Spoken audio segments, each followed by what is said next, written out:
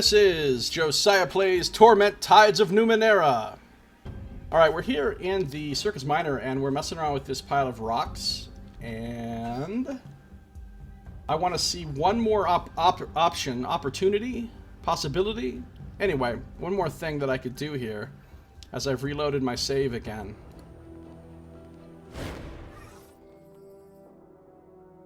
Examine the canister, examine the rocks. So we can try to scavenge what you can from the canister, but I have a feeling I'm going to get something less good from this than the other thing. 60%, 35%, 25%, 35%, 60%. They both have 60.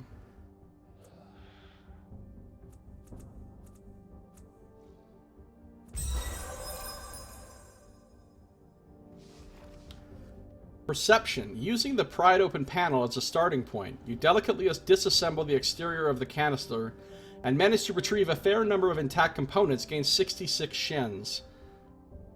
So, no 66 shins. So that's not as good. That's not nearly as good as the other thing. So we're gonna do another reload here.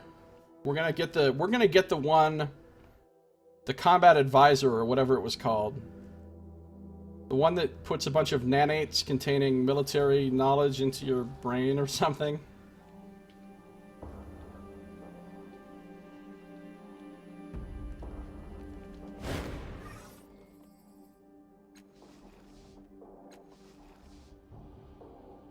Rocks in the canister. We're going to press the gold button. We get the conflict advisor. We're going to leave it alone for a minute. We're going to... Alright, I have too many things on me, so who do I want to put the conflict advisor on?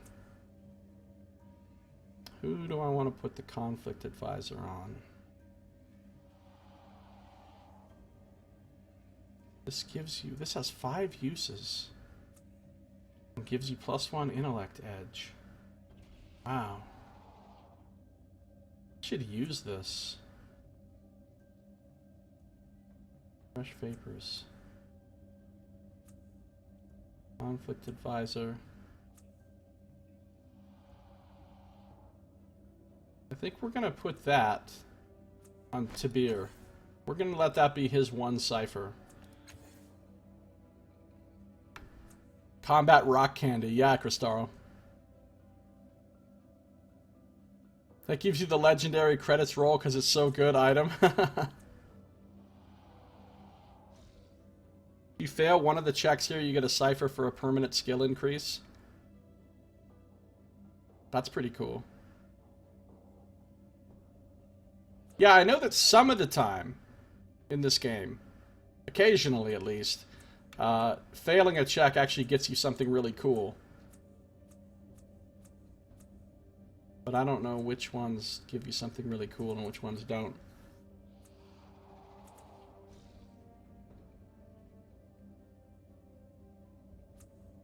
Alright. Quick save.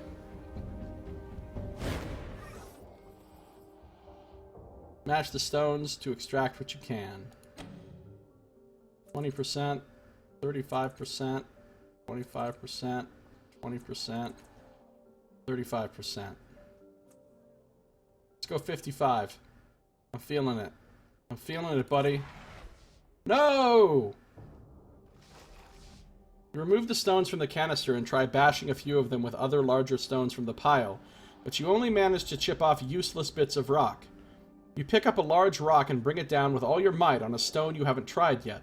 Upon impact, you are blinded by a flash of light and a deafening sound. When you can see again, the stones have all been pulverized to fine dust. We did just get... Oh, hey, I just got it!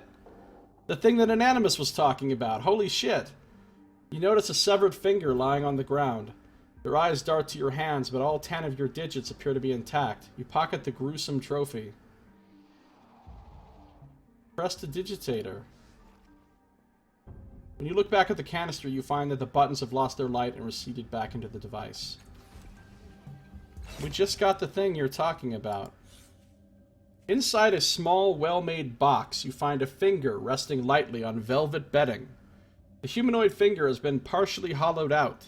Synth wiring courses through it, keeping the skin taut. Peculiar pictographs decorate the matte black box. A humanoid, having eaten the finger, after having eaten the finger, performs feats of juggling, drawing, and playing a violin. An additional set of cautionary pictographs greatly discourages severing a finger and placing the prestidigitator in its stead. This game is one big save scumming exercise. Well, you wouldn't have to. You could just go through it legit without ever save scumming. But I mostly like seeing both things. I mean, I like to see what happens if you fail and made it, but I'm not going to re-roll. I'm not going to reload when I succeed just to see what happens when I fail. But I will reload when I fail, then I get to see both things. But in this case, for example, this case, I'm not going to reload the save because I got this thing, which is cool. Permanent training level and quick fingers.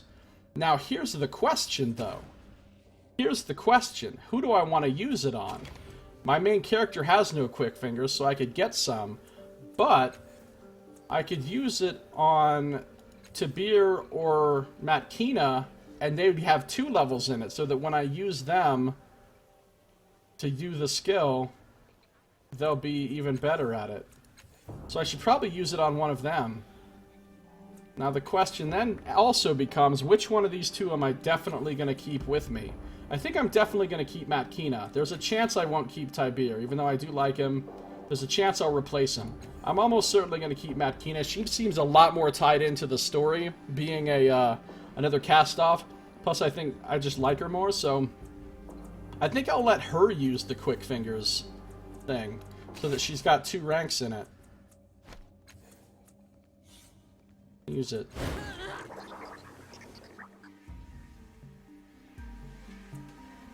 And now she's got 2 in quick fingers. Sweet. So she's my go-to lockpicking kind of person. It's like the Broken Mines generated from Fallout 2. Broken Hills, rather. I don't remember that. Who doesn't like Furtive Jack who murders? That'd be silly. I know, right? Who murders? That's such a... Everybody else is like, brandishes the silver tongue, fights with his demons, knows how to take care of himself. Murders! One word. Murders. Just no bullshit. No bullshit. Get murdered on, son.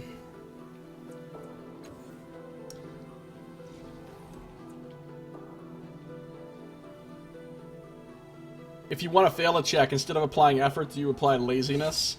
I am so good at applying laziness in real life. I'm a fucking pro at that shit. Alright, are we ready to speak to the genocide? I mean, this motherfucker... You know who he reminds me of, just looking at him standing there? He reminds me of Valor from Planescape Torment. Doesn't he? Doesn't he kind of look like Valor? If you're familiar with Planescape Torment? And he's got a pretty fucking edgelordy name. Joe is trying to save a broken girl with his love by feeding her dismembered body parts.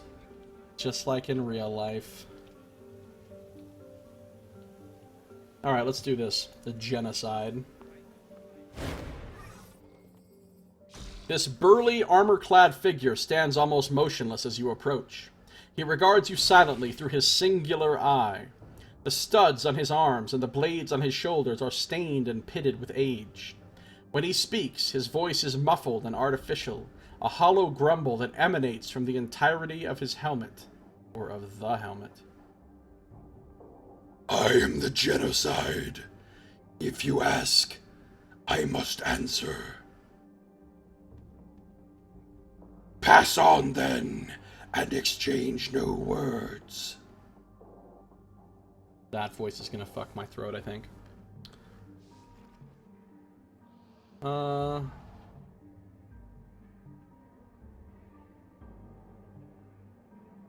Oh, is this the guy? Okay, you know who this is? Remember how we learned that the Changing God killed all of the Tabat? That was the species that attacked Sega's Cliffs like hundreds or thousands of years ago. And the Changing God killed them all. and it said he killed almost every single one of their entire species except for one, whom he left in Sega's Cliffs as a warning or whatever, or an object lesson. This must be the one Tabat that's left. That's why he's called the Genocide, because his whole race got destroyed. You said you had to answer if I asked. Why?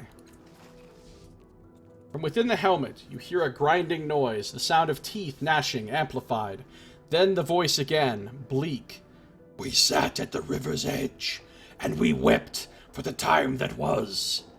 We saw nothing more to conquer, and yet our fears still drove us. We had conquered the land, purged its impurities, made it ours. Still we wanted more. When we heard that humans had come to carve a home, we rejoiced to have a new foe, a new test of our truth. We rode against them. We drove them to the forge of the night sky, to the valley of Mrajolios, to the dangers of the Black Riage. But those who built atop these ruins, they thwarted us, time and again. And so we brought our constructs and our deadliest warriors to the bay outside the city. We laid a mighty siege. We entered the human settlement. We fought past barricades and traps. Some of our constructs are still here, silent and dead. But when we thought we had achieved our greatest victory,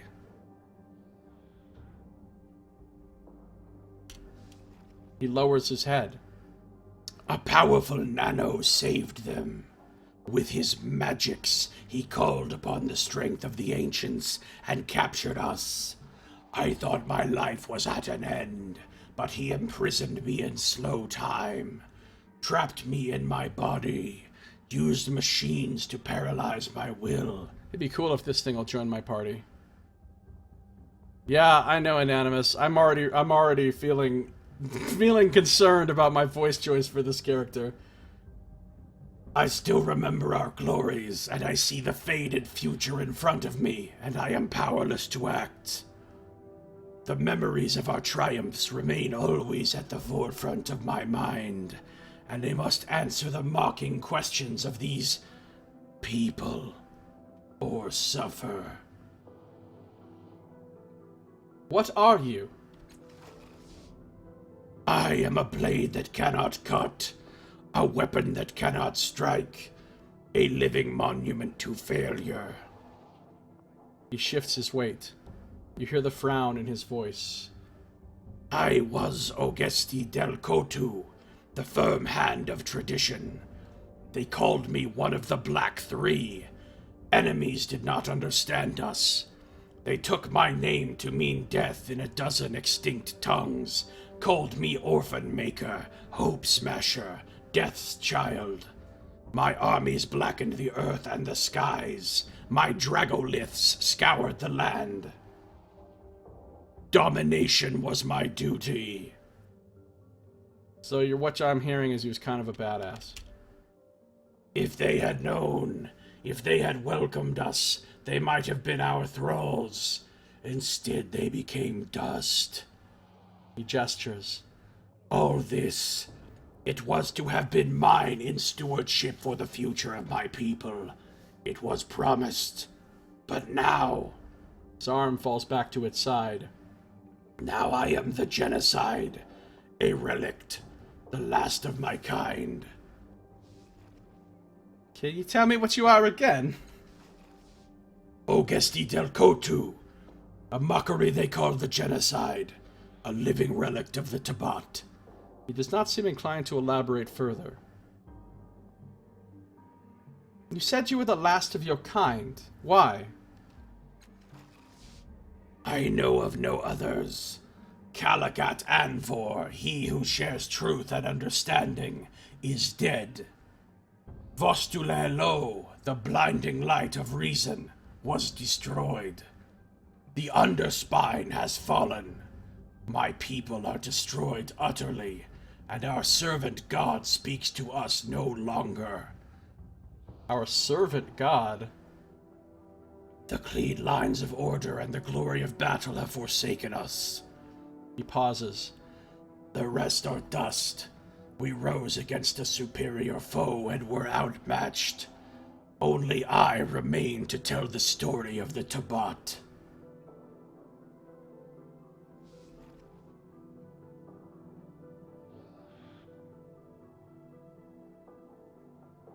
You mentioned the Tabat.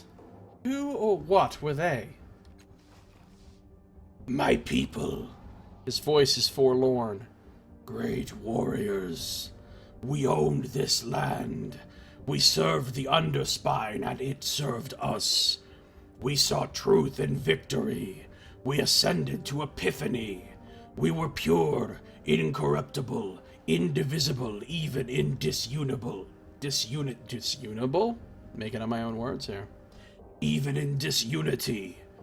We found strength in one another and proved it with bloody blades. But we fell, and the Underspine fell. And so, too late, we learned a new truth. But I carry the old ways as a seed within my heart.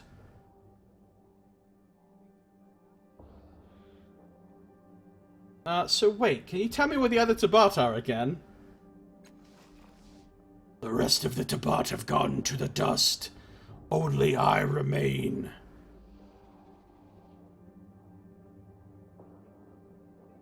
Why did the Tabat fight so much? For honor. For truth. For the one way. Because it was our duty.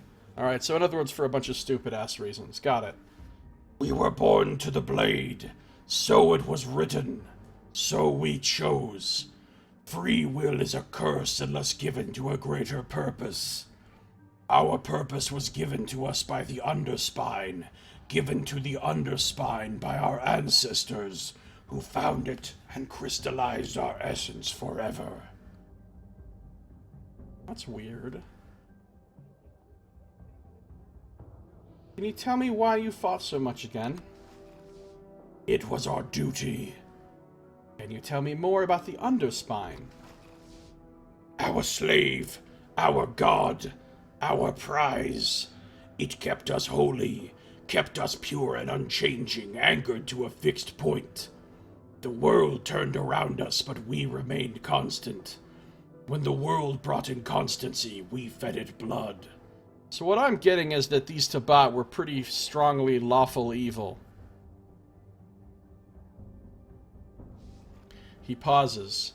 The Underspine was our soul, our confessor. We knew clean, hard rapture from it. We knew our path. It gave us the words of the ancient Tabat, and our path was rigid and unbending. Absolute. Man, this guy reminds me of Valor so much.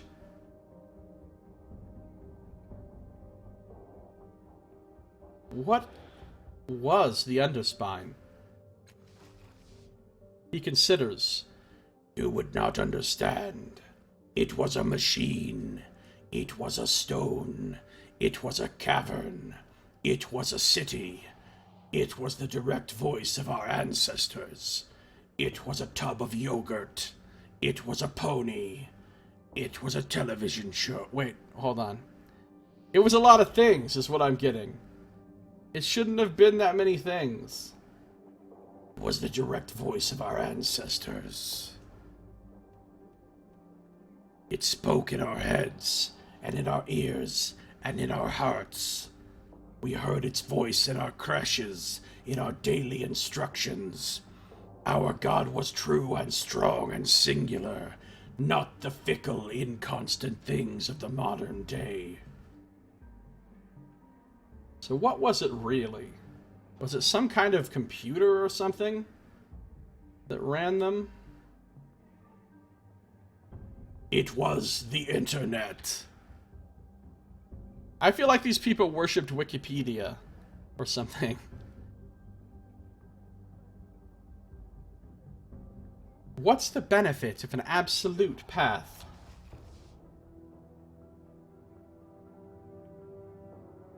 We had no questions about our duty, about our goals. Only the particulars. And you think that's a good thing? Because that to me seems like the worst fucking thing. Like, that's incredibly bad to me. That can only lead to terrible shit going down. We erase doubts in the purity of utter certainty. Yeah, see, I hate utter certainty. That's the thing. Utter certainty to me is always what leads to horrible, horrible things taking place. I think people can only be reasonable if they constantly have questions. Constantly question what's going on, what's being done, what should be done. You think they may have been worshipping the Dragon Age wiki page about the Kunari? Questions raised are questions answered, or they are heresy. No need for self-agony. But self-agony is the best part of life. The necessity of introspection was transmuted into optimization of our paths, into fashioning ourselves into the pinnacle of our achievement. Clear definition in life creates truth, not this pitiful shadow. So fucking lawful. Lawful to a ludicrous degree. Anonymous says utter certainty is liberating, though. I disagree. I don't think it is liberating. I think it's a false sense of liberty. I think it's the opposite of liberating. Utter certainty locks you into something. It is a prison. But I suppose that's the difference between a chaotic person and a lawful person inherently seeing the world. The lawful person is going to see order and certainty as being liberating, and the chaotic person is going to see those things as being the ultimate prison.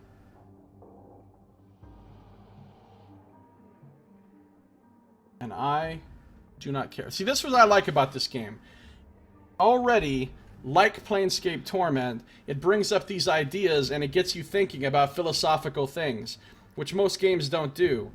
And that's something I really liked. That's one of my favorite things about Planescape Torment, and it looks like there's plenty of that to go around in this game as well. Nox Moo says utter certainty brings ultimate harmony. Wiser words have never been said, Nox. Wiser words. Wiser words. Alright. What happened to the Undyspine? You can hear the frown in his voice. Sabotage or failure. One of those under my command told me that it had whispered defeat into his ears, as if it had sickened, lost sight of the true path. See? There you go. Your fucking perfect purity certainty thing already got fucked up, and then you're gonna keep following it because you're a bunch of brainwashed, mindless orderites. Orderites, that's a word. And this is always what happens. It's always what happens. It's a story as old as time. Given the question, the Underspine denied this. My soldier was cast out, and I suffered the barb for his doubt. It was later, many years later, that the Underspine broke. After our failure, and I have never been sure if the seeds for our defeat were planted in those days. Masker Man says, utter certainty makes it so you know your purpose, which is liberating because you no longer have to worry about what it is. Well, I suppose there's always two kinds of freedom. There's freedom from and freedom to. And if you have freedom from one thing, you might not have freedom from another thing. So yeah, everything can be liberating in one sense and imprisoning in another sense. I can see that the reverse is also true. That what I call liberating is also imprisoning in another sense, in that it traps you in doubt and questions and, like you said, having to worry about what your purpose is and so forth. I suppose it's just a matter of choosing which prison we prefer. Or which thing we want to be liberated from.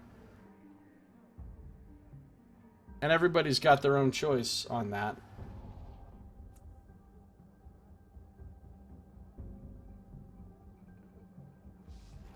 He shuffles his feet. The nano who captured me, who nailed me to time. He used the Mind Seer to ferret out the Underspine's location.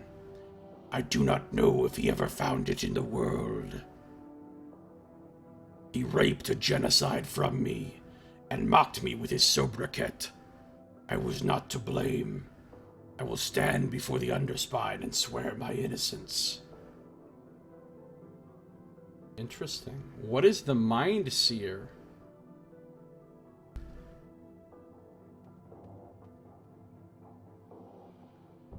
If your path was unbending, it's no wonder you broke. There's a little red tide. I do not bend now. I have been driven down, but I do not bend. I live, and those stood against me are dead. He turns away from you slightly. Do you have more questions, or do you release me? Oh, we haven't even gotten started, son. Let me talk about something else. You feel the genocide's gaze upon you through the visor, but he is silent.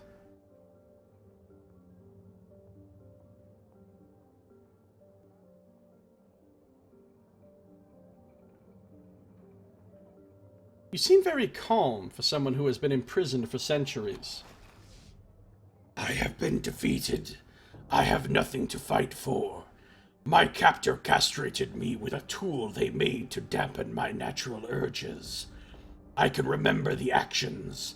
I can recall the glory. But I feel shame, regret. I am weakened, but not by my volition. So one might say that you're in Torment. Yeah, we do all choose our Torment, Anonymous.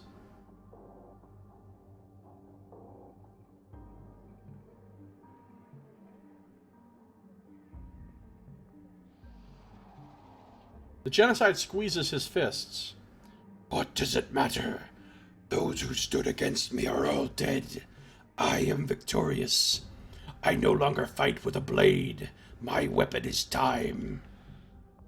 You got to admire Changing God for making such a marvelous tour guide. He leans in closer. I do not die. I cannot be wounded. I am held like a beetle in sap. Why would I not be serene? He settles back. The Underspine spoke of my destiny.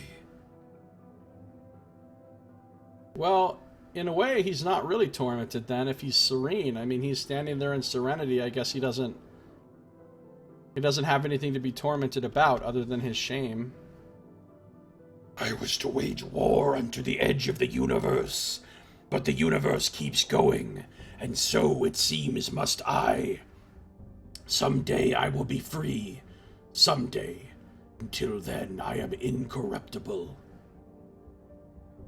Yeah, except the underspine, or whatever it was called, was allegedly incorruptible, and then it got corrupted, so don't count your uncorruptible fucking eggs before they incorruptibly hatch, sir. Or your... I don't know. I don't know what I'm talking about. Alright, anything else about the Tabat? Yes, there is more about the Tabat. Then talk. So wait, can you tell me where the other Tabat are again? The rest of the Tabat have gone to the dust. Only I remain. You mentioned the names of some Tabat. Can you tell me about them? Calagat Anvor, the strongest mind of the Black Three. None could stand before him when he bent his mind to their unraveling. Intricate, careful, overwhelming. Vostulelo, a methodical planner, collector of curiosities, the toolsmith and construct waker. It was he who brought the ancient machines to life. And I, the knife, the strategist, the blade in their hands. We three were unstoppable. Obviously you weren't. He pauses. Until Sega's cliffs. Until then. Until the corruption of defeat.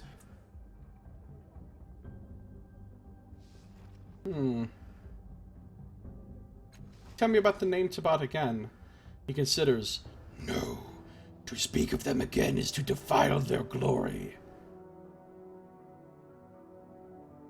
Let me ask something else. How did they stop you from trying to escape? The nano who raised the city's shields created a device. He called it the Mind Seer. With it, he violated my mind, my memories, and everything that was at the core of my being. In a fit of vengeance, he tore truths from me. He made me betray my people. He rewrote my mind. He gave me perfect clarity into the past and gelded my ability to shape the future. That sounds like a useful device. The Tabat never sought revenge against foes who were mightier than we. We devised stratagems to defeat them. We tested ourselves. We did not punish or hate. Punishment was purification. This, though, is torture. Or torment. The worst of the city's refuse can mock me now. They can ridicule and jape, and I am powerless to strike them for their impudence. Then, quieter. Now they do not even do that. I have become a fixture, an irrelevance, a non-entity. He's like that zombie that they used as a post, as a posting board in Planescape Torment, where he was just a zombie that had to stand there, and people would come and just pin announcements to him and stuff, as though he was an inanimate object. I am the slave to... You hear his teeth grinding as he thinks of the perfect insult. To peacemakers. I must endure their presence and feel their corruption sink into me daily. Some foreign part of me desires it. He thumps his fist into his hand. But I remember that I will triumph over them. Eventually they will die, and I will not.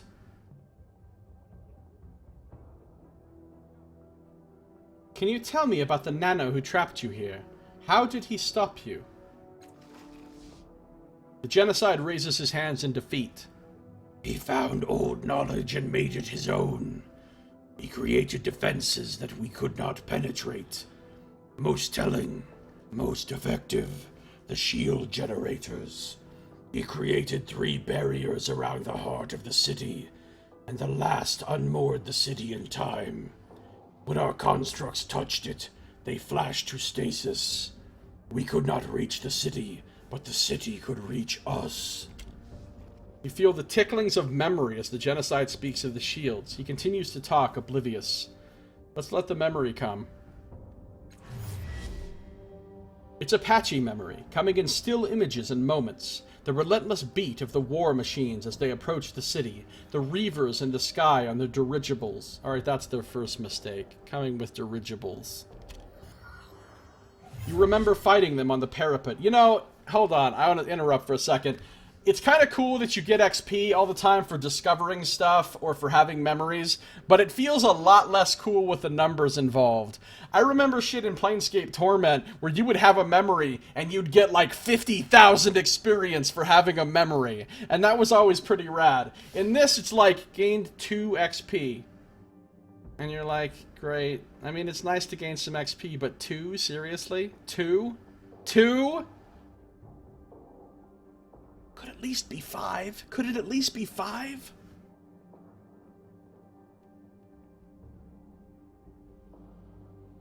You remember fighting them on the parapet. You remember fleeing into the safety of the city.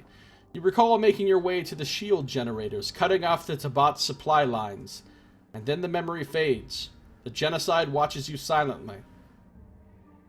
Yeah, so we whipped their ass. We know this. Contrasts a fair amount with Diablo 3, huh? Yeah, completed a quest, gained 67 million experience.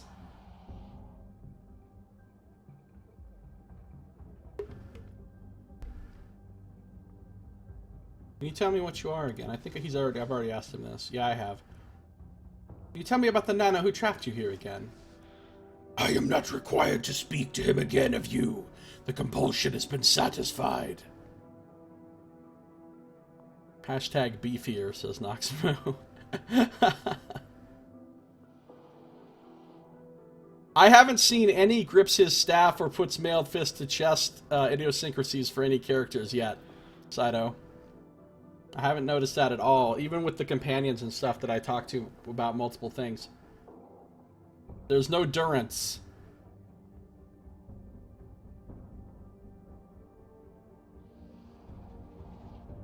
You mentioned the shield generators. Can you tell me about them? This is one of them right here. I told you their effect. They unmoored the city in time. They served our supply lines. They left us vulnerable and defeated us. The Underspine strategy failed us. I began to doubt. He shifts slightly. The generators are unused, abandoned, their purpose forgotten. Though the people of this city still swear by our name, and our terrors are fresh in their nightmares despite the passage of centuries. They have forgotten the means of their salvation. I reactivated the generators and can now use them to teleport between districts of the city. Because I'm just smart like that. And because I scum-saved a bunch of anamnesis rolls.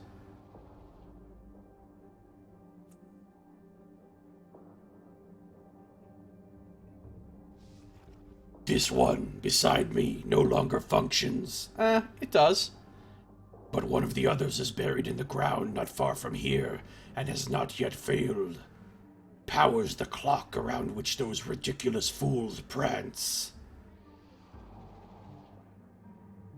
Those ridiculous fools, nice. Aragorn looked like Durance at first look, but he's way lamer. Aragorn. You're talking about, Aligern. Yeah, so far he seems like he's gonna be really intriguing when we get his real story, but so far he seems pretty boring. He's not that interesting. I didn't find Calistige that interesting. Matt Kina seems cool, as does Tabir. He seems more interesting than them. Of course, I got a lot more story out of him than I got out of Aligern, I think.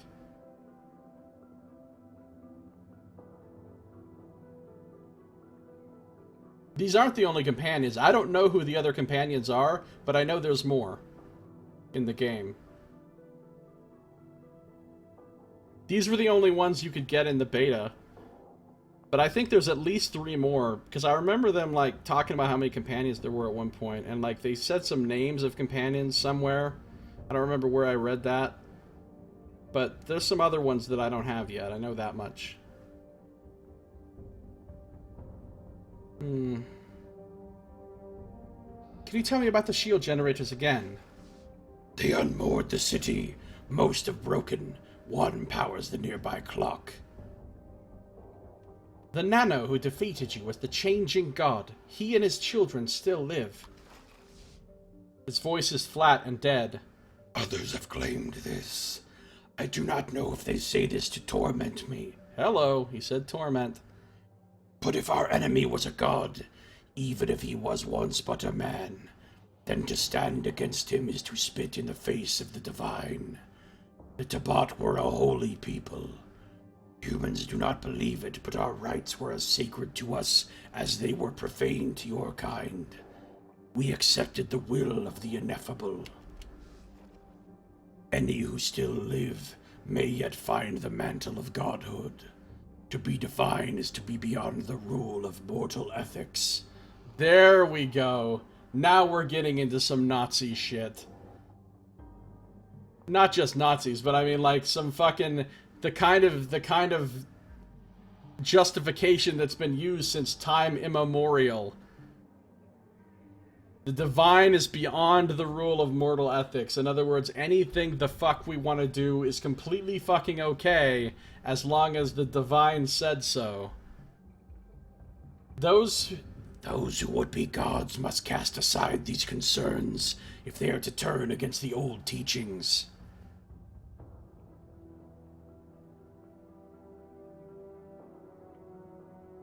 I am exploring the place. Exploring the place right now.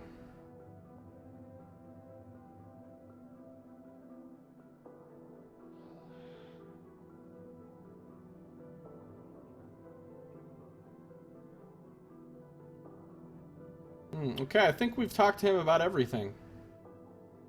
I have no more questions. Farewell. Have fun standing here for eternity. No, I wish you no good tidings. Well, you ain't gotta be a dick about it just because your people got destroyed by my sire. And now you gotta stand here forever and not do anything, even though all you want to do is wage a war against us, and now you can't because you have to possibly be peaceful here for eternity, and it sucks for you, but doesn't mean you have to be a dick! He watches you hardly moving as if he hopes you will pass by quickly. Okay. Alright, next. We've got a performer and some childs. I think it's children, Josiah. Nope, it's childs. What's up, childs? Do that again, but slower! I'm gonna watch your hands! He claps. That's just a trick. It's not real. What's up, performer? Watch closely. Brace yourselves! Behold! Okay, so I don't know what he's doing, but it's not that cool, obviously. Let's talk to this levy. Good day to you, visitor. I don't remember how I did the levy voice now. Because they're all supposed to sound the same. Good day to you, visitor. Here's Beliazar. You have a name, therefore you must be important.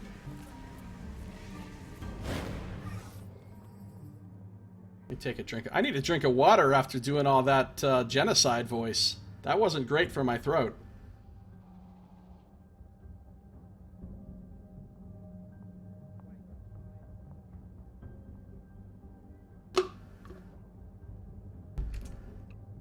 That was not super good for the old throat.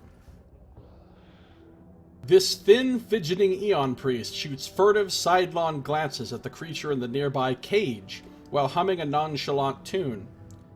When he sees that you're watching him, he flinches. Over the course of a few frantic breaths, shock becomes embarrassed anger, and he opens his mouth to shout at you.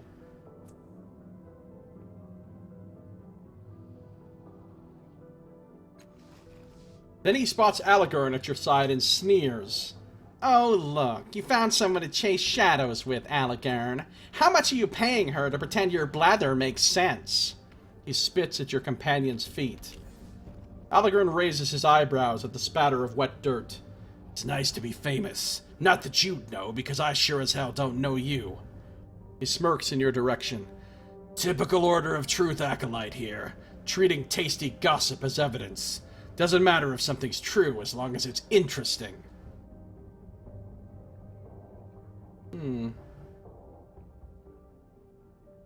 Maybe they should call it the Order of Trust. Alagurn barks a laugh. Ha! Maybe. Most of them sure as hell aren't chasing the truth anymore. You turn back to Beliazar. The young priest is regarding both of you sourly. What do you know about the creature over there?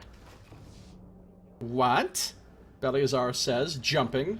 Then he takes a breath and struggles to sound offhand. It's a Nycthemeron. A biomechanical creature. An information gatherer, in fact. He seems to calm down as he warms to the topic. They're dangerous, though. You can only speak to them at night. During daylight, they attack without provocation. Well, you can speak to them at night. Attacks without thinking, huh? Alagurn says, smirking at Beliazar. You're practically twins. Oh, you got jokes, Alagurn. You got jokes. Can you tell me about the Nycthemeron again? Certainly, Beliazar says, wetting his lips. They gather information and display mindless hostility during the day. You can only reason with them at night. No one knows why. You're planning something, aren't you? Beliazar weighs the intent of your words with narrowed eyes. Are you with the Order of Truth, or just snooping? Oh, time to lie to somebody. Let's do some lying. I'm a friend of the Order. Maybe I can help you with whatever you're trying to do. Alright, who's my master It's probably me. Oh no, it's Tybir. He's the Deceptionator. Wait, he's only got a 55. She has a 25. He has a 55. He has a 50. I have a 65. Okay. I get 5 from Elocutioner, 5 from Train. This is one of those situations where, hold on, I'm trying to lie to you. Let me confer with my colleagues here. All right, how should I lie to him? Okay, cool. What is your input? Okay, cool. All right, I've consulted with my friends, and I now know the best way to lie to you. So, 65% sounds save scummable, does it not? We talk to them only at night, so save scummers can't complete the whole game without sleeping. But sleeping doesn't make it nighttime, though. When you sleep all the way...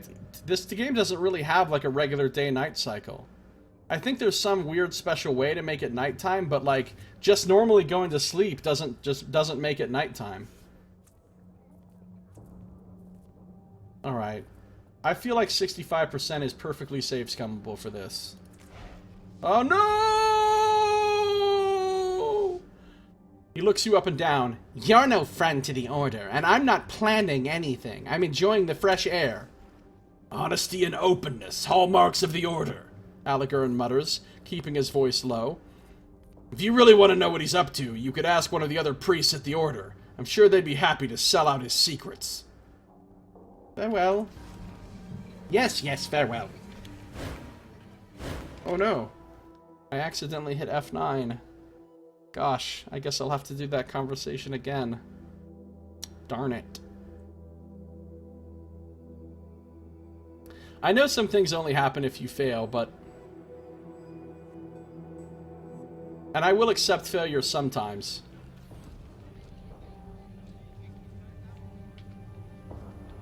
It might be more interesting on this if I fail, huh?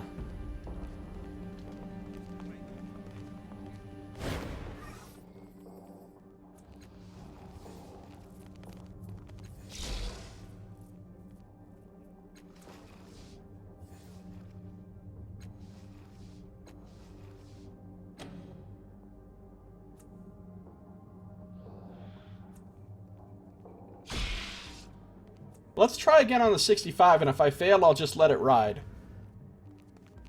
And we'll go try to talk to the Order of Truth and see if we can find out his... But I don't want to miss out on the quest, because I know this guy's going to give me a quest, and I don't want to miss out on it. Like, I don't know for sure if the Order of Truth is going to be able to tell me something that I can use to get the quest from him. Because you can't miss quests. That's it. You just can't miss quests unless you're making a decision that, like, you know, invalidates a quest somehow or whatever based on... But, I mean, just missing quests because you miss quests is no good. Alright, I failed again.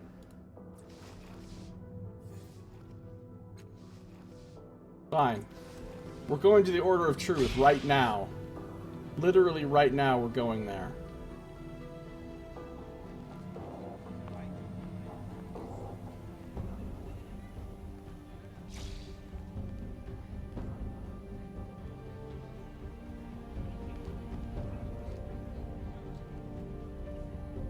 Read that. This is the way to Government Square, so... Order of Truth is somewhere up here in Government Square. No, your blessing has definitely fallen on me. That was your that had your blessing all over it. Hashtag Saito's fault. You know, I never will, okay, so it's not like I actually think this is a thing that would happen.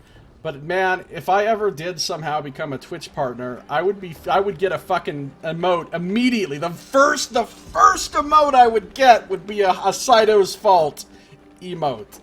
The first emote would be a Saito's fault emote. But that's never gonna happen, so. Alright. It's not missing quests, it's saving them for subsequent playthroughs. I felt that was more true with Tyranny. Why is this thing here forever and ever? This merchant stand displays expensive clothing and finely wrought armor. No, I want to go to the Order of Truth now. This is a cool looking area. I'm getting a Planescape Torment vibe from this area. There's a bunch of weird shit. Where is the Order of Truth?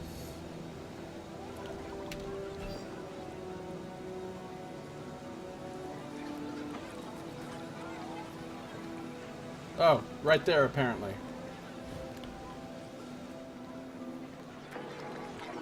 Yours will be a Tarot Whack emote. Nice, Tarot Whack. You think this game has a good amount of replay value? Oh, I agree. I'm sure it does. I mean, I'll get scanned thoughts on my second playthrough as a nano, and that'll give me all kinds of new content. Plus, just make the opposite decisions that you made in this one. This is one of those fucking weird-ass fish people. What are they called? Vargellan or something? Carved into the base of the statue are the words, "The Order of Truth." And that must be their symbol. Okay. They're in a very strange-looking building. You can climb down a ladder into the depths of something. But no, let's just go inside the door. Let's just go inside the door. We're going to try to figure out who can tell us about... What's his name? Eleazar, Beliazar, Hieronymus Bosch, whatever his name was. Pretty sure it wasn't Hieronymus Bosch.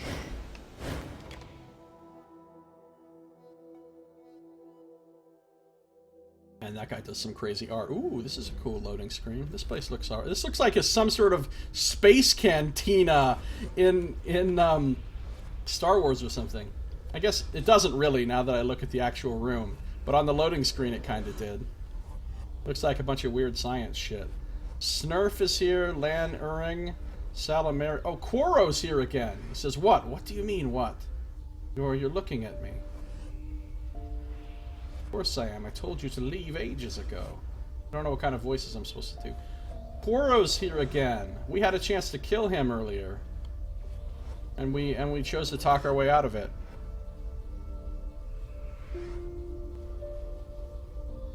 Yeah, I figured Scan Thoughts would actually be better for a second playthrough, because I thought it might spoil some things for me, and I could preserve more of the mystery of the characters by not having it on my first playthrough. That's what I figured.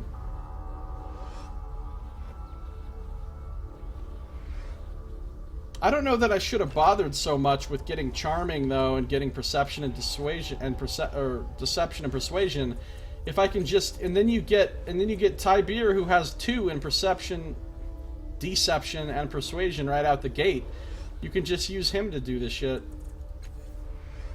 You know, I could have gotten some different lore skills or something. But next time I'm going to be a Learn Nano who has all the lore skills and Scan Thoughts, but doesn't have the social skills. Anyway. Just need you to understand. You see, what is he talking... What's going on here? Min of Tan Liang. I don't know... Oh, fuck! I just... Okay, well, there's no going back now on the Beliazar thing because I just quick saved over my quick save. So there's no going back. Oh, Quoro, I know. Some people are just born incompetent.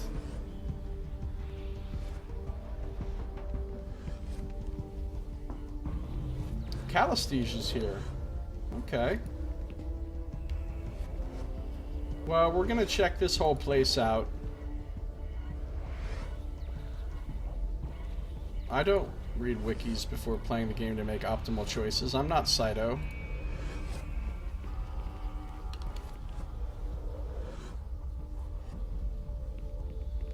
You're going really aggressive glaive next? Nice. That sounds cool. Please, Salamari, just give me a chance. Giving you a chance to leave, and you've even failed at that. Alright, anyway. We're going to explore the Order of Truth, talk to the people here, see what's going on in our next episode. If you're watching the stream, don't go anywhere because I am not done playing. But if you're watching on YouTube, this episode is now at an end. Thank you for watching. This has been Josiah Plays Torment, Tides of Numenera.